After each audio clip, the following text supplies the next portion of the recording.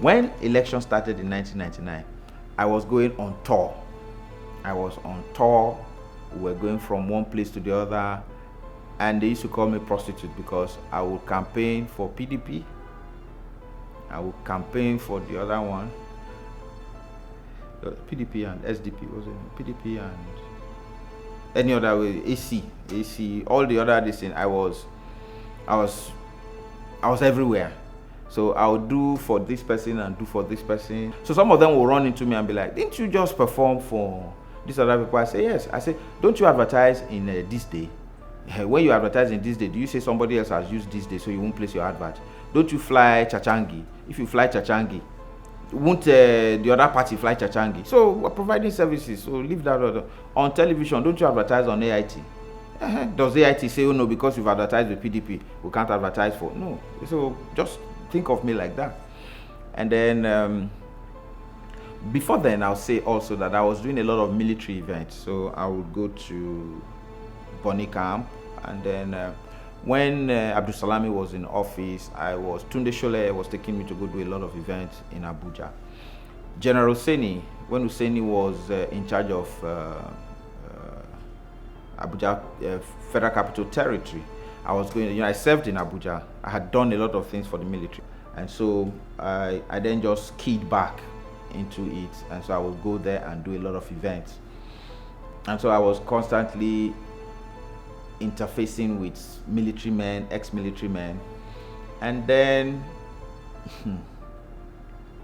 the time came that Bode George called me in 2000. And I said, hello. I said, yeah, how are you? It was an intercellular line. He said, how are you? I said, I'm fine. He said, he got my number from Tunde Sholeye. I said, Colonel Tunde Sholeye, who owned a security outfit in Dolphin Estate. And he said, TriStar or something, Soul Star. I think it's Soul Star or something Star. That was the name of the company. And they were into security gadgets, from phones to Turaya and all of those ones. I actually bought a Turaya phone because of them that time. But the Turaya office was on a Nikon upstairs. I went there. Okay, yeah, that was where I bought my Turaya from, the Turaya office. And so I had a Turaya phone. So he called me. I said, hello. He said, yeah, I need you to, how come this your number is like that? I said, it's a Turaya phone. He said, yeah, big boy. Oh. Anyway, okay, we need you to come to Mina. I said, Mina. I said, yes. He said, we need you to come to Mina for something. And I said, what is it? He said, oh, that they're retiring Abdul Salami. And so they are hosting him in Mina. I said, oh, wow. So we went. Duro Shoele took us on a private jet. Tunde Shole took us on a private jet. And we got to Mina. Finished, came back. But apparently I'd made an impression on Bode George, made an impression on Colonel Sholo Ade. So they then invited me now and said, because Obasanjo had now been made president and they had to host his birthday. So I flew to Abuja. So they finished church service and came to one hall. And so when they got to the hall, drinks, everything was going on. Theophilus Danjuma, everybody was having a Chu Okongu, everybody was having such a great time. And then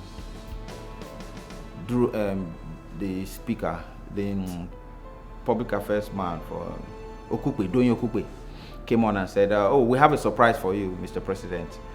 He's a comedian. So Obasanjo was like, a comedian? Is he Baba Salah? Because don't forget that when Obasanjo became president, he had been in jail for a while, so he didn't know that some new star was shining. So I came on. So when I came on, as soon as he saw me, he said, "This is a small boy." This is small. So I started talking. By the time I had done 5 minutes, Bola Ige and Theophilus Danjuma had suffered because Obasanjo would laugh and slap this one, would laugh and slap this other person. And you see that every time I'm cracking the joke, instead of Bola Ige to find it funny, Bola Ige will be doing like this because he knows that Baba was coming. And so it was like Bola Ige in his mind was like, don't be funny now, but I was killing it. It was a great time. And then I finished.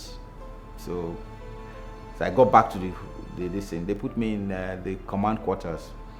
So they came in the evening and said, so well done, well done. Yeah, they gave me one nylon bag. I said, take your money. Brand new notes. So they gave me the money. So I carried it. Okay, so it was my first 300 brand new notes that was paid to me. I had not been paid with 300 new notes before. 300k new notes. So I carried it. And came to Lagos. Harka Air. It was Harka Air that I flew that day. Everybody that was sitting next to me was a suspect. Because I didn't sleep because you have to put your bag up in that distance. So they said I should put my bag up there. I said I'll put it under my seat. They said no, that is too big to put that. I said that is where I want to put my bag. So the girl was insisting. So I now opened the bag and showed the girl like this. She said, oh, put it there. So I put it and put my leg. So my leg was even hot because but in any case, I got to Lagos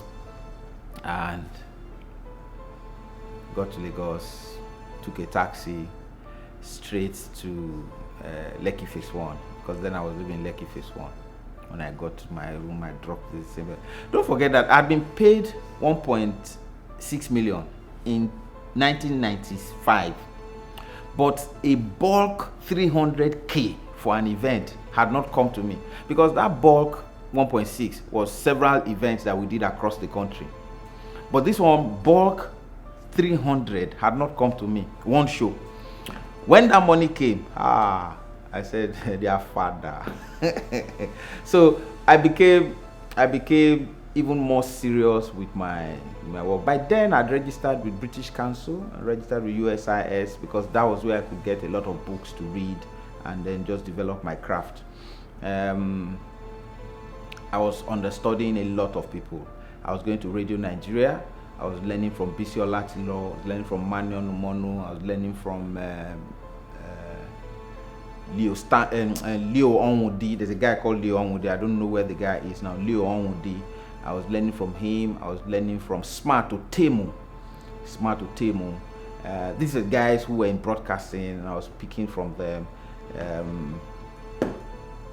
It was a great time. And then big things happened. And so people started inviting me for events for 300, 500k, 300k. And it now became a constant between 300 and 500k from that 2000 to 2005. So between 2001 and 2002, I had climbed to 1 million. Between 2000 and 2001, I had climbed to 1 million. So by 2002, when Obasanjo found out how much I was charging, Baba screamed because he was always asking for me. I want Alibaba to be at the dinner. This dinner people are doing, I want Alibaba to be there. When they invited him to Kaduna, I want Alibaba to be there. Shinkafi, everybody, Markafi, and all of them. When they invited, I want Alibaba to be there. Odili will invite me. He will say, I want Alibaba to be there. Alamesia and all those people, when they invite Obasanjo to come and do something, Obasanjo will say, if you want me to stay the night and do 2-day visit, then you must do gala night and Alibaba will be there. So then he then found out how much I was charging. So I'm sure he did a retake, like, so wait. So all this time that I've been inviting this thief, that he must be at this event. So this is what he had been charging, God will use you. That's I'll tell you. But we had a great event one time and he came on stage. He came in when he walked in and I said, I have a voice that I use for those who I say, Your Excellencies, distinguished ladies and gentlemen, please welcome His Excellency, the President of the Federal Republic of Nigeria, Chief Olusegun Obasanjo. In his entourage is the President of Mozambique. Please welcome all of them. And the First Lady of Mozambique is in tow. Obasanjo was walking up and looked at me and said, Ole. Because he had he had never seen, when he saw the figures, so no, it didn't affected him. So for a while, he would not even ask for me to come and perform until people would then bring me, say, did you people pay him? They say, no. He said, did you pay? They say, no. So they started hiding what I was getting paid. They say, no, I will have beat this and that. So they will pay me 800, and then I'll come and sign for balance of 200, so that Baba will not. But then he then became my friend, because Baba then became really close to the point where Baba will call me. They call me. They say, hello, Ali, hold on for number one. I'll hold on. They give him, Ali, how are you? I was just talking with mommy now, and she said that's first lady. I was talking Stella Obasanjo. I was talking with mommy, and she said that you're supposed to come for one thing they're doing, that they've been trying to reach you. They said, I said, I said, when? He said, it's tomorrow morning. I said, okay. I said, hey, hold on, no. There's somebody that is coming later this evening. I'll tell them that they should fly you. Just PJ. I'll just go and then go to Abuja. So I'll fly into Abuja. I didn't know that you could fly into Abuja at 8 p.m. and 9 p.m. 10 p.m. You know, we that use night bus, it's only the night bus that you can use at night. So I didn't know that PJ could go at any time, non-commercial. Anyway, great times. Above all, Obasanjo was a great influence in the sense that he then made a lot of people use the service of comedians.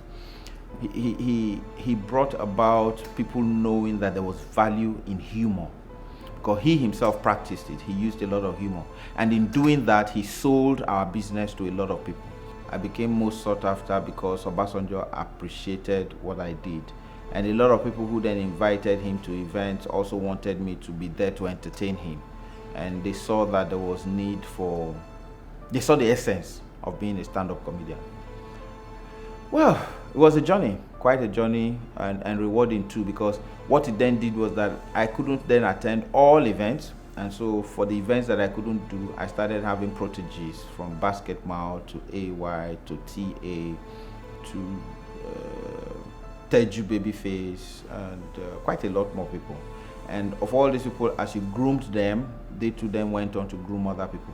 But the lessons were all taken, and they ran with it. I particularly would say that it was not a school, really. It was a learning experience, kind of like apprenticeship. So they'll come around me and say, oh, why did you do this? How did you do this? What would you do if this happened? And I managed to pass the knowledge that I learned over to them, whether it's how to negotiate, whether it's how to discover a market, whether it's how to manage money, whether it is where to get suits, because I told them if you work in the corporate sector, you need to always look like them, and then make sure that you're prudent, because I also taught them that if you're doing this business, there are chances that you will not get events every day. And so if you won't get events every day, then you need to manage your funds so well that you do not then lose, then burn all your monies and you are broke.